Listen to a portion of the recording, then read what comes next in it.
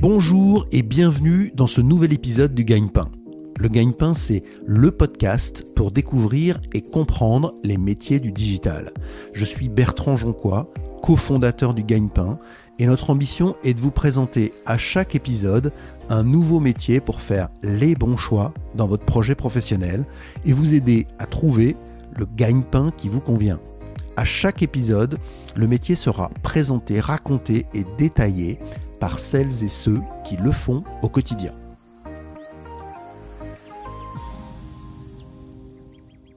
Bonjour Léa. Bonjour Bertrand. Merci beaucoup Léa d'avoir accepté l'invitation du Gagne-Pain. Tu es consultante SEO. On va avoir l'occasion d'expliquer ça. Tu travailles chez Havas Market. On y reviendra, mais avant, j'aimerais que tu puisses te décrire en quelques mots. D'accord. Je m'appelle Léa Fix, j'ai 25 ans et je suis originaire d'Île-de-France, plus précisément de Rambouillet. J'ai un bac ES que j'ai eu en 2015 et ensuite j'ai embrayé sur un DUT technique de commercialisation que j'ai également fait à Rambouillet. D'accord. Donc c'est un cursus en 2 ans. Ok. Et après mon DUT, j'ai passé les concours pour faire une école de commerce. Donc j'ai intégré l'école Montpellier Business School dans le programme Grandes Écoles où j'ai fait ma L3 en cursus classique, mon M1 en anglais et mon M2 spécialisé en marketing digital et en alternance. D'accord. Donc c'est là qu'on rentre dans le digital, on va y revenir évidemment.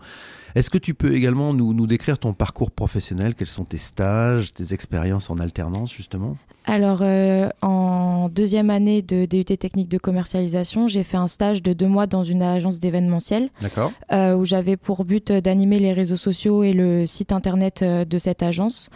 C'est là où j'ai découvert le SEO. Donc c'était du SEO vraiment très basique où je devais m'occuper de rédiger et de publier des articles optimisés pour promouvoir l'agence. D'accord. Donc tu étais déjà sur la partie, disons, éditoriale. Oui, mais très, très basique quand même. Ok.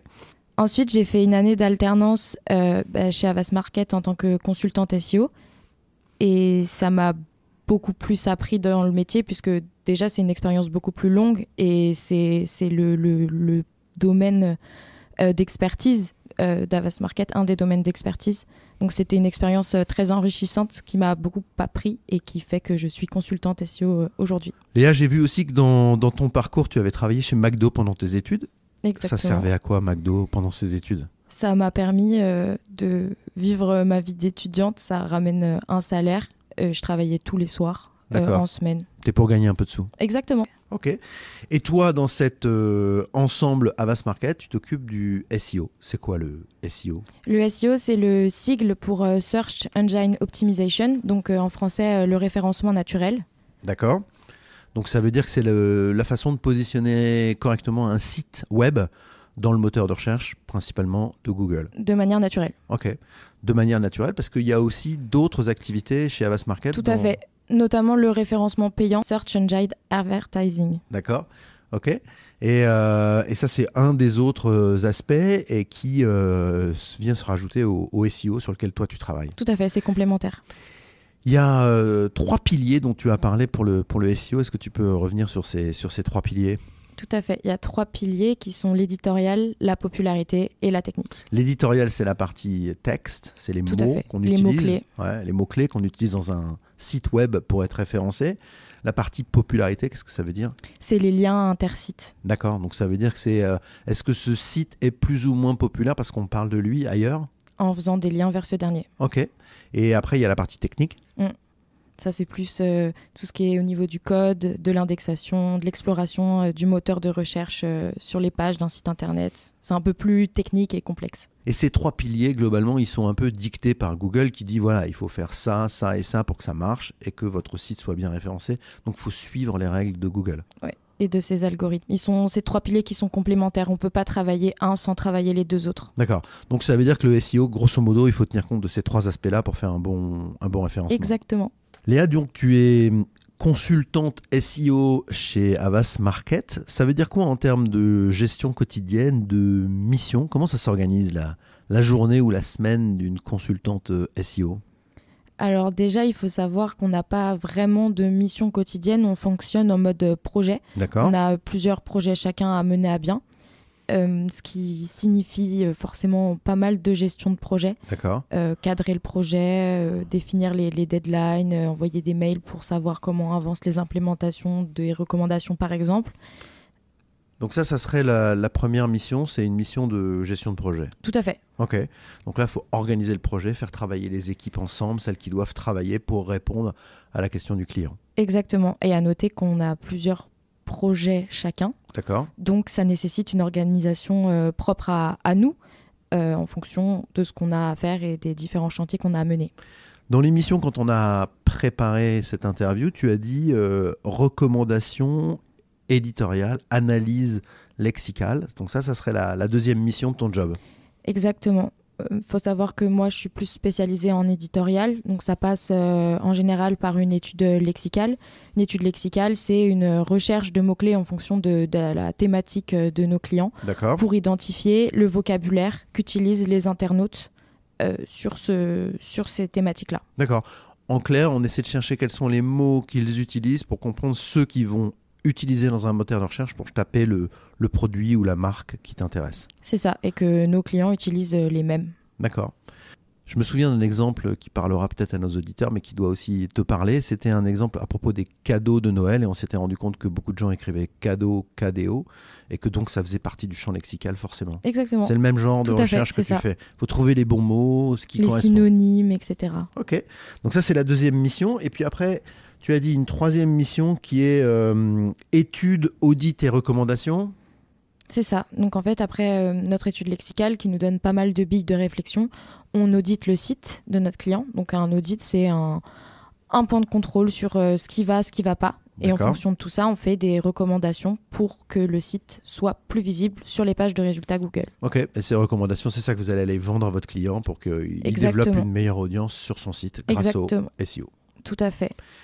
Tu as aussi parlé de Pinterest et de l'intérêt que tu avais à la fois professionnel et pour ton job de l'utilisation de Pinterest. Est-ce que tu peux expliquer ce que ça veut dire pour ton job ? Pinterest, c'est un moteur de découverte visuelle, donc un moteur de recherche. Et qui dit moteur de recherche dit consultante SEO. Donc, on a une offre Pinterest dont je suis référente en organique. Et donc, on accompagne nos clients afin qu'ils arrivent à se créer une visibilité sur cette plateforme. D'accord. À noter que sur Google, il y a des résultats Pinterest qui sont référencés. Donc, c'est assez intéressant de travailler ce pilier-là quand la thématique du site client s'y prête, en tout cas. D'accord. Léa, c'est ça qu'on appelle la recherche visuelle. C'est ça. En fait, sur certains types de mots-clés, Google met plus en avant des images, ce qui signifie que les internautes trouvent les résultats plus pertinents quand une image est présentée. D'accord. Et donc, il y a un lien entre ce que propose Pinterest et ce que propose Google. Donc, il faut aussi faire ce lien pour vos clients. Exactement. Ok. Et il y a beaucoup de choses dans ce que tu nous as décrit dans les missions, hein, dans ce que tu fais au quotidien. Ça veut dire qu'il faut s'organiser. Comment on gère, disons, ce multitâche ? Chacun gère un peu comme il veut. Je pense qu'il faut quand même bien savoir s'organiser, avoir une sorte de roadmap pour chaque client, bien se noter les deadlines pour chaque chantier, pour chaque client. Et après, c'est vraiment une question d'organisation. En vrai, tout est faisable. D'accord. Donc ça veut dire, si on revient sur la question qui était posée, qui était les missions quotidiennes, il n'y a pas vraiment de mission quotidienne, mais par contre, il y a une organisation assez sérieuse pour réussir à faire tout ça. Exactement. Ok. Et est-ce que tu peux nous dire pourquoi ce métier de consultante SEO t'intéresse ?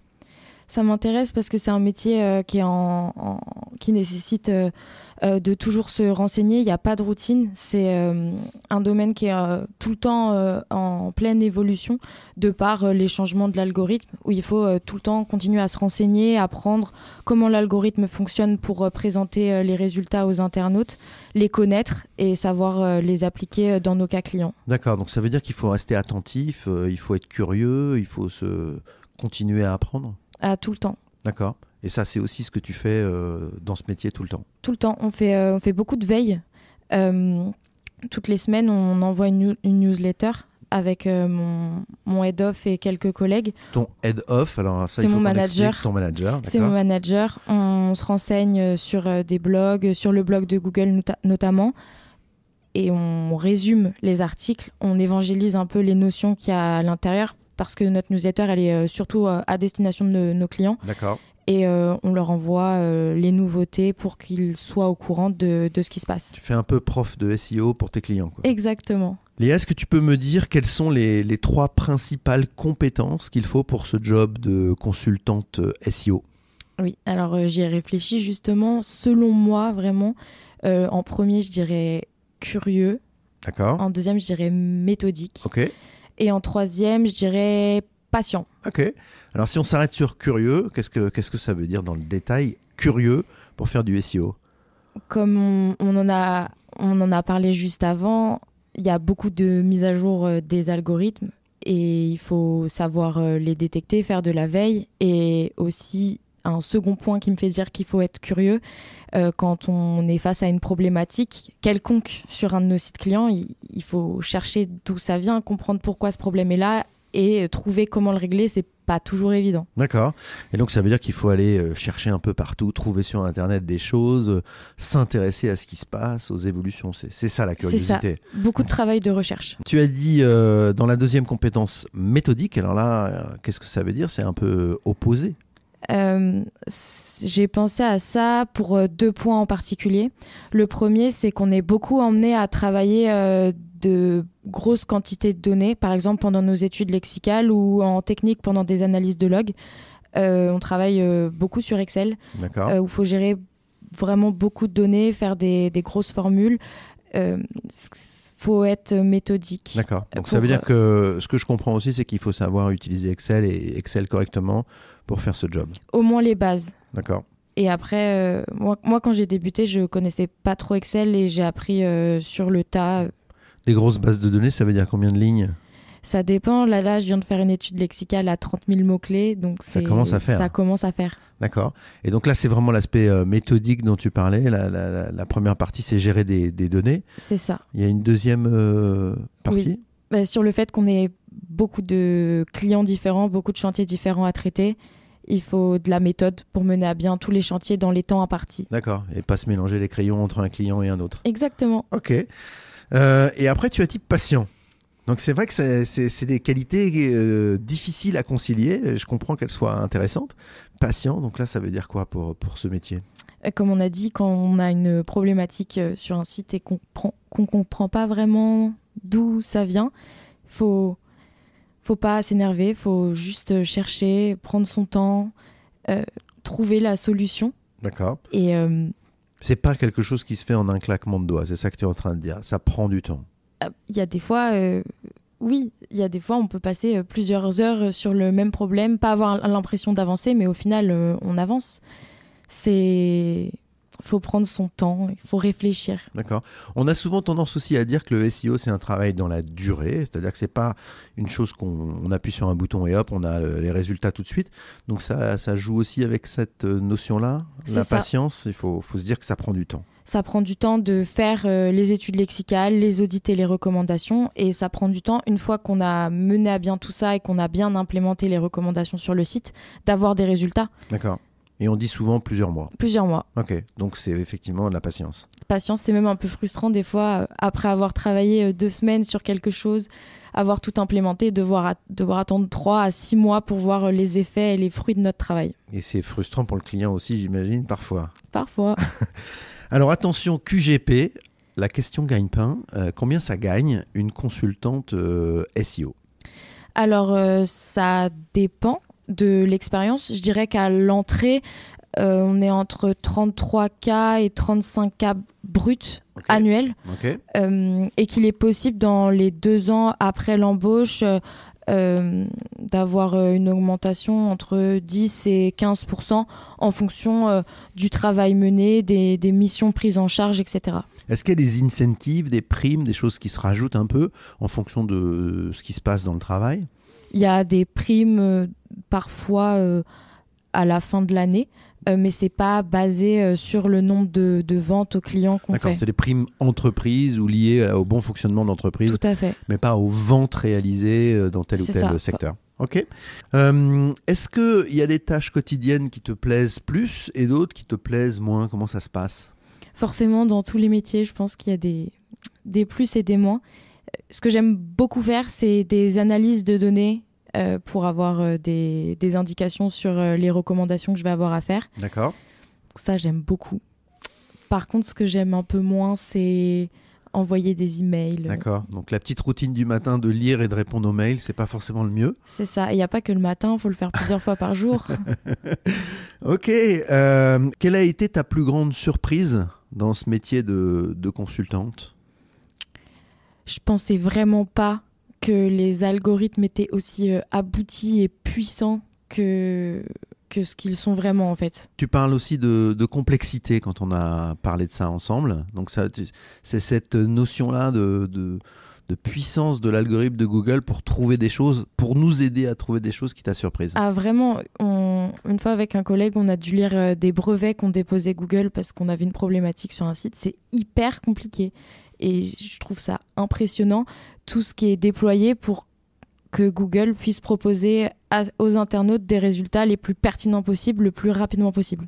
Et comme tu le disais tout à l'heure, en plus ça change tout le temps, donc ça veut dire que Google s'adapte et fait évoluer son algorithme, d'où l'intérêt de ce métier pour toi. Exactement. La communauté du gagne-pain nous interroge régulièrement sur l'utilisation de l'anglais dans les différents métiers qu'on rencontre. Est-ce que l'anglais c'est important pour être consultante SEO ? Je dirais que ça dépend. Ici, on est parfois emmené à travailler avec des clients à l'international.